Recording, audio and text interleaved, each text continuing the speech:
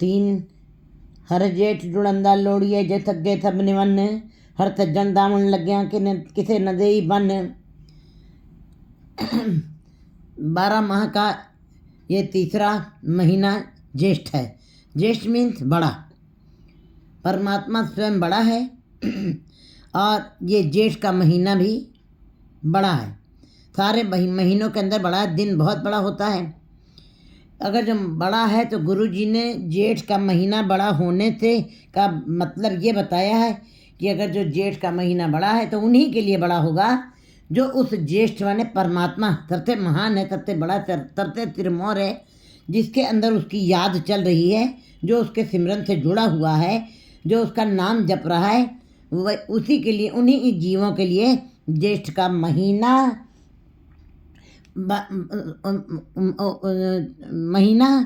उत्तम है, अच्छा है, जिनके अंदर परमात्मा की नाम की याद चल रही है। हर ज्येष्ठ जुड़ंदा लोड़िए, जिसके वो जो परमात्मा ज्येष्ठ है उस ज्येष्ठ के आगे जो जीव झुके हुए हैं, जो उनके नाम के अंदर लगे हुए हैं और उसी के आगे नतमस्तक हुए हैं, उन्हीं के लिए जेठ का महीना भला है। हर सज्जन दामन लग्या किसे न देई बन। हरि के चरणों के साथ लगे हुए किसी भी जीव को किसी प्रकार की दिक्कत नहीं आती है, कोई बाधा नहीं आती है किसी तरीके का उनको अंदर रास्ते में मुश्किलें नहीं आती हैं। माणक मोती नाम प्रभु उन लगे नहीं थन। एक संसार का धन है, एक निरंकार का धन है। संसार का धन जो बाहर दिखाई हमें दे रहा है, सोना चांदी हीरे मोती जवाहरात और अन्य धन, अन्य आकर्षक पदार्थ जो जीव को मोह रहे हैं, जिनके अंदर जीव मोह के कारण पड़ा हुआ है। संसार का धन दौलत जितने भी प्रकार का धन है, जो बाहर का धन है, उसके लिए जीव को डर है कि चोर चुरा सकता है, आग डुबा सकती है, आग जला सकती है, पानी डुबा सकता है, और भी अन्य अनेक तरीके के भय हैं। बाहर का धन है, बाहर भय है। बाहर का धन कोई ज़रूरी नहीं कि वो आपका टिका रहेगा। बाहर किसी भी समय उस धन के ऊपर खतरा आ सकता है, लेकिन एक परमात्मा के नाम का धन है जो अंदर है, उसको न चोर न डाकू, कोई भी उसके ऊपर डाका नहीं मार सकता है, कोई उसको चुरा नहीं सकता है। गुरु जी दोनों धन की बात कर रहे हैं। माणक मोती नाम प्रभु लगे नहीं धन। जो परमात्मा के नाम के हीरे मोती जवाहरात हैं, उनको कभी सन नहीं लगेगी, उनको कभी किसी प्रकार का चोर और डाकुओं के द्वारा हमला नहीं किया जा सकता। वो जीव का धन है, जिस जीव ने कमाया है उसी के पास वो रहेगा। उसके लिए किसी प्रकार के भय नहीं रहता है कि वो ख़त्म हो जाएगा, उसको पानी डुबो देगा या आग जला देगी, नहीं, ऐसा कोई खतरा नहीं अंदर के धन के लिए। रंग रथबे नारायण जेते मन पवन। परमात्मा ने अपने तरीके से ये संसार के रंग बनाए हैं। कहते हैं जेते रंग सबे नारायण जेते मन पवन, जो हर लोड़े सो करे सोई जी करन। कहते हैं जितने परमात्मा ने रंग बनाए हैं, ये सब परमात्मा के द्वारा ही बनाए हुए हैं। पशु मनुष्य जीव जंतु सब उसके द्वारा बनाए हुए हैं। और जैसे परमात्मा उन जीवों से जो करवाता है वही जीव करते हैं। मनुष्य पशुओं को परमात्मा ने, पशुओं का, पक्षियों का जीवन जो है, उनका खाना, उनका रहन सहन अपने हाथ में रखा, उनकी संभाल स्वयं कर रहा है। उनको इसके लिए स्वतंत्र नहीं किया। खाने पीने के आहार के मामले में पशु स्वतंत्र नहीं है, पक्षी स्वतंत्र नहीं है। जैसा परमात्मा ने उनका लिख दिया है वैसा ही वो खाते हैं। जैसे कि शेर कभी घास नहीं खा सकता है चाहे मर जाए, गाय कभी मांस नहीं खा सकती चाहे वो मर जाए। बिल्कुल इसका मतलब है ये आहार परमात्मा ने उनके लिए स्वयं अपने ही हाथ में रखा है उनका आहार। लेकिन मनुष्य को स्वतंत्र कर दिया है। मनुष्य इस मामले में आज़ाद है और परमात्मा के द्वारा उसको ये आज़ादी है। जैसा मन चाहे वैसा कर्म कर लो। कर्म के मामले में उसको आज़ाद कर दिया। जो हल्लोड़े सो करे सोई जी करन। आज़ाद तो कर दिया है, लेकिन फिर भी अगर जो देखा जाए चाहे आज़ाद किया है अपने खाने के मामले में, पर मनुष्यों को स्वतंत्रता दे दी है कर्म का शुभ या अशुभ करने के लिए। लेकिन फिर भी अगर जो अंदर से हम विचार करें तो जो जीव संसार में जो कार्य कर रहे हैं, जो हर लोड़े सो करे तो ही ये कर, जो परमात्मा सोच रहा है, जो परमात्मा करवाता है वही जीव कर रहा है। शुभ या अशुभ कर्म जो भी कर रहे हैं जीव, वो उसके हुक्म के अंदर ही कर रहे हैं,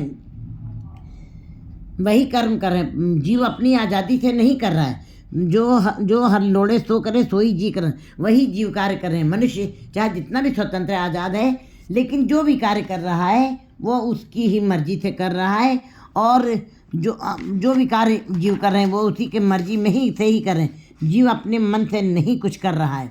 गुरु जी बता रहे हैं, जो प्रभु कीते आपने से ही कहिए तन। जिन जीवों को परमात्मा ने अपना मान लिया है वे बड़े धन्य हैं, वे बड़े भाग्य वाले हैं। वे बहुत परमात्मा धुर दरगाह से वे अच्छे भाग्य लिखा के आए।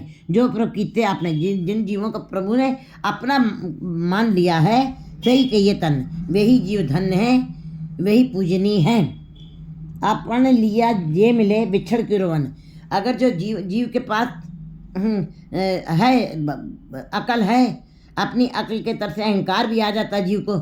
जो ज़्यादा बुद्धिजीवी हो जाते हैं, जो ज़्यादा ज्ञान हो जाते हैं, ज्ञान न गली टूंडिए कथना करड़ा सर, तो वो अहंकार करने लगते हैं। जीव का अहंकार आ जाता है, जीव के पास संसारिक धन आ जाए, जीव के पास अक्ल ज़्यादा हो जाए, जीव सारे संसारिक पदार्थों को इकट्ठा कर ले, तो फिर वो शारीरिक रूप से परमात्मा को नहीं मानता। वो कहता है कि मैंने अपने शारीरिक ताकत से मैंने उस परमात्मा को पाया है। और फिर किसी के पास शरीर और मन दोनों वस्तु हैं मनुष्य के पास। कभी शरीर रूप से वो कहता है मैंने परमात्मा को पा लिया है, और कभी कहता मन से वो कहता है अपने मन से ज़्यादा विचारक हो गया है, साइकोलॉजिकल बन गया है, तो वो अपने बुद्धि से सोच के कहता है कि मैंने परमात्मा को अपने मन से प्राप्त किया है। लेकिन अगर जो विचारा जाए अंदर से, इस बात की गहराई मापी जाए, अगर जो अपनी तन की ताकत से या मन की बुद्धिमत्ता से, अपनी बुद्धि के बल से अगर जो परमात्मा कहे, मनुष्य कहे कि मैंने परमात्मा को पा लिया है कि अपने शरीर के बल से या बुद्धि के बल से, तो फिर कहते हैं आगे लाइन कहते हैं गुरु जी कि आपन लिया जे मिले बिछड़ की रोन। अगर जो अपने करने से ही परमात्मा तुमको प्राप्त हुआ, या अपने करने से तुमने सब कुछ प्राप्त किया है, तो फिर जीव बिछुड़ के रोते क्यों हैं, क्यों विलाप करते हैं, क्यों बेचैन रहते हैं, क्यों दुखी रहते हैं, क्यों स्वस्थ नहीं रहते हैं, क्यों सारे सुख होते हुए भी आखिर क्यों बेचैन हैं। इसका मतलब मनुष्य के तन द्वारा और मन द्वारा जो कार्य किए अक्ल के तल से जो काम किए गए हैं, और जिसके द्वारा वो कहता है कि मैंने परमात्मा को पाया, तो इसका मतलब परमात्मा तुम्हारी बुद्धि तक ही रह गया, परमात्मा केवल तुम्हारे शरीर की ताकत तक ही रह गया। नहीं, कहते हैं अगर जो परमात्मा इस प्रकार प्राप्त हो जाए तो जीव हमको संसार में रोते बिलखते क्यों नजर आते हैं। इसका मतलब ऐसा कभी नहीं हो सकता कि जीव शरीर के बल से परमात्मा को पूरा प्राप्त कर ले और मन से अपनी बुद्धिमत्ता से प्राप्त कर ले, ये ऐसा नहीं हो सकता। वो अज्ञानी हैं, वो मूर्छित हैं, वो मनमुखी हैं जो इस प्रकार की बात कहते हैं। साधु संग प्राप्त नानक रंग मनन। बस गुरु जी बता रहे जेठ का महीना उन्हीं के लिए महान है, उन्हीं के लिए सिरमौर है, उन्हीं के लिए बड़ा है। साधु संग प्राप्त, जिनको साधुओं की संगत प्राप्त हो गई है, सत्संगत में आ रहे हैं और साधुओं की संगत में आकर के परमात्मा के नाम के साथ जुड़ करके उसकी सिफतला करते हुए उसके रंग को मान रहे, आनंद ले रहे हैं, उसका रस ले रहे हैं। हर जेठ रंगीला तिस तणी जिसके पाग मथन। गुरु जी कहते हैं जेठ का महीना उसी के लिए रंगीला है, उसी के लिए आनंदमय है, उसी के लिए खेड़ा देने वाला है, उन्हीं को पूरी तरीके से खुशी देने वाला है।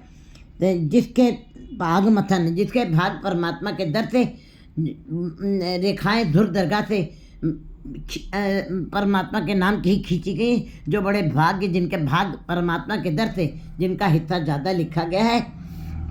और अगर जो परमात्मा के नाम के साथ जुड़े हुए हैं जो जीव, उनके लिए जेठ का महीना भला है।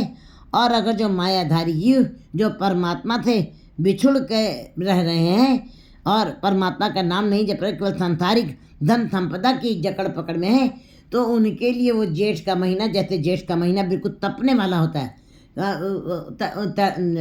सूरज ऊपर तप रहा है और नीचे धरती तप रही है।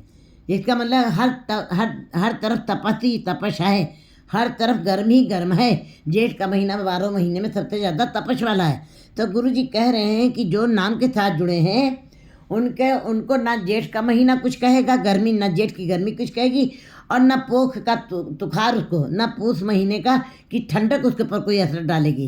क्योंकि जो नाम जपने वाले हैं उनके लिए कहते हैं गुरु जी बता रहे कि परमात्मा के नाम के साथ लग के हे जीव, मनमुखी गुरमुखी जीव आत्मा से पूछती है कि तुम्हारा आलस कहाँ चला गया है। कहते कि जब हरि के चरणों के साथ कोई जीव स्त्री जुड़ जाती है, आलस छिज गया। जब आलस खत्म हो जाता है जब परमात्मा के नाम के साथ कोई जुड़ जाता है, आलस खत्म हो जाता है। गुरु जी कहते हैं जो नाम के साथ जुड़े हैं जेठ के महीने में, सबसे बड़ा जेठ का महीना सबसे गर्म महीना है, लेकिन जो नाम के साथ जुड़े हैं उनके लिए जेठ की गर्मी उनको छू तक नहीं पाती है। वो अपने नाम के अंदर रंग मान रहे हैं, आनंद ले रहे हैं और नाम के जल के साथ ही ठंडक प्रतीत कर रहे हैं और अंदर शांत है, बेचैन नहीं है। लेकिन जो ज्येष्ठ के महीना ऊपर से सूरज तप रहा है, नीचे धरती तप रही है, जो मायाधारी जीव ईश्वर के नाम के साथ भी नहीं जुड़े हैं, उनके हृदय में सदा ही जेठ का महीना 12 मास बना रहेगा। 12 महीने में एक बार जेठ का महीना आता है तो जीव व्याकुल हो जाते हैं, परेशान हो जाते हैं। लेकिन जो नाम नहीं जपते उनके लिए उनके हृदय के तल के ऊपर 12 मास जेठ का महीना बना रहता भाव। वे 12 मास तपते रहते, 12 मास बेचैन रहते हैं, 12 मास दुखी रहते हैं, विलाप करते रहते हैं। उनको हरदम परमात्मा के नाम के बिछोड़ा रहने के कारण हरदम उनको विकारों की गरमाइश उनको अंदर ही अंदर से तपश दे रही है। 4